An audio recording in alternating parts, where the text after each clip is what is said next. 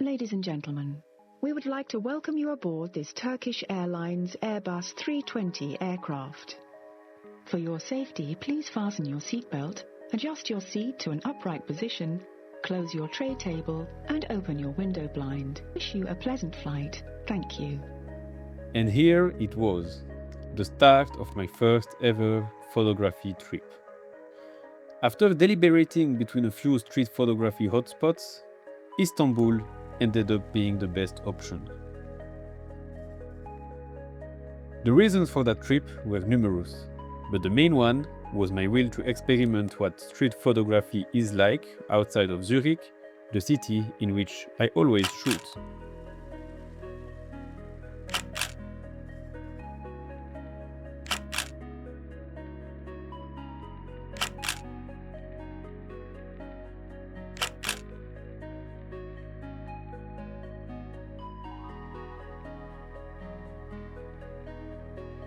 I often had the impression that being based in Switzerland, although good for many things, is difficult when it comes to photography. People don't like being photographed here. I even got interrogated by the police one day before recording this voiceover.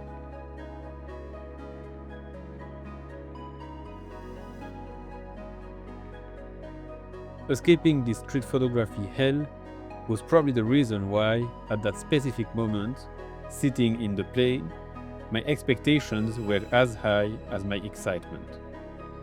I thought I would have an easy time shooting good images one after another. I was wrong.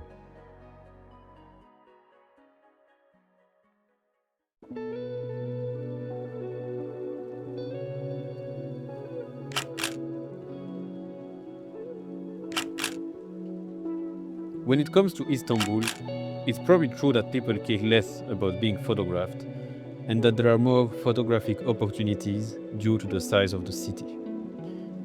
Yet, I slowly realized that coming home with photos I'm happy with would be harder than what I had envisioned. I did not fall into despair though, and I kept walking, shooting again and again.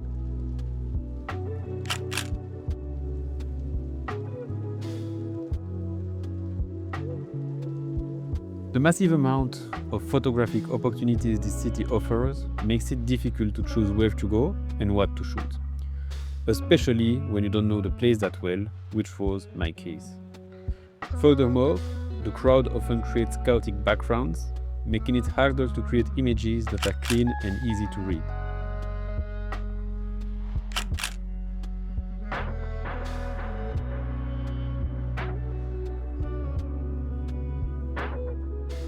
Another problem I sometimes faced was that due to the fact that I was in a bigger city, with more things happening than in Zurich, I sometimes did not work my scenes for long enough, thinking that something better could be found elsewhere.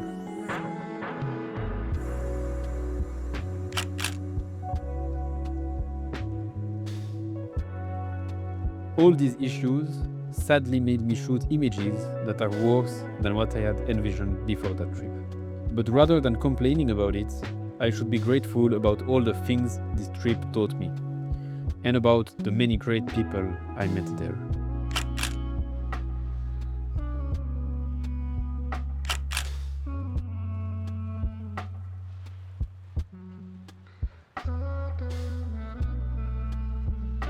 In spite of all those issues, it is true that Istanbul is a place where street photography is easier than in Zurich.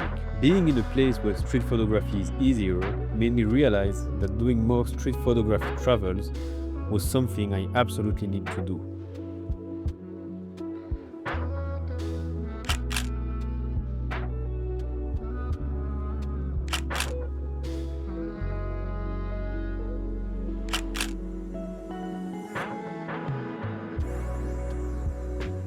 It was really enriching to spend an entire week with street photography as my main activity, and it makes me want to give it even more importance in my life than it currently has.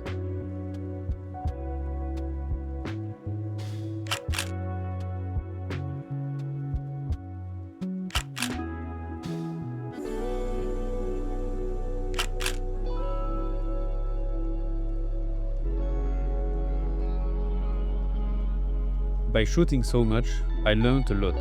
I learned how to move better, to be more flexible than I usually am. I often stand like a tripod, and in Istanbul, to get good shots, it was required to be a bit more flexible.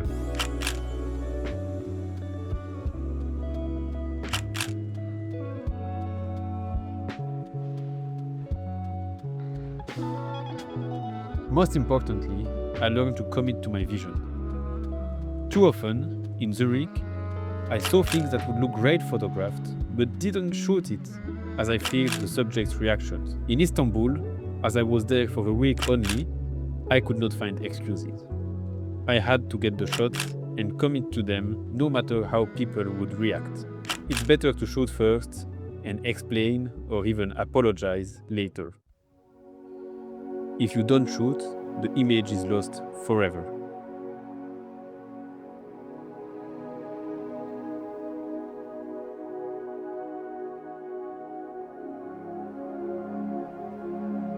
I'm glad that I committed to the shots, and I'm glad of not coming home with the feeling that I missed good moments due to some kind of photographer social anxiety.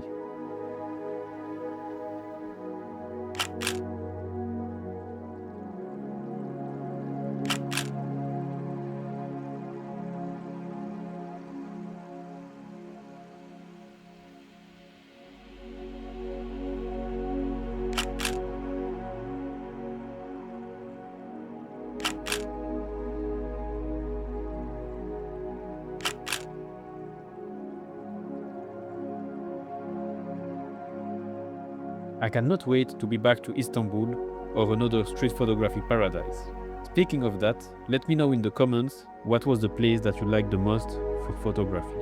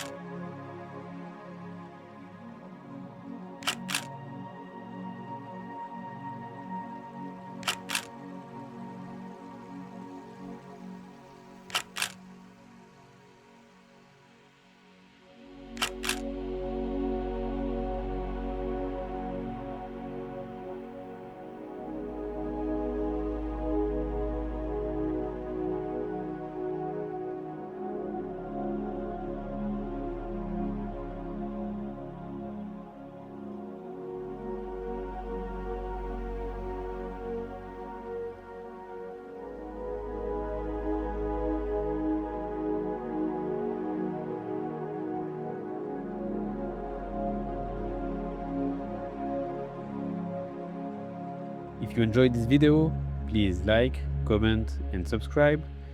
And don't forget that my zine, Zurich Files Volume 1 Water, is still available on my website. Thanks a lot for watching and see you in the next one.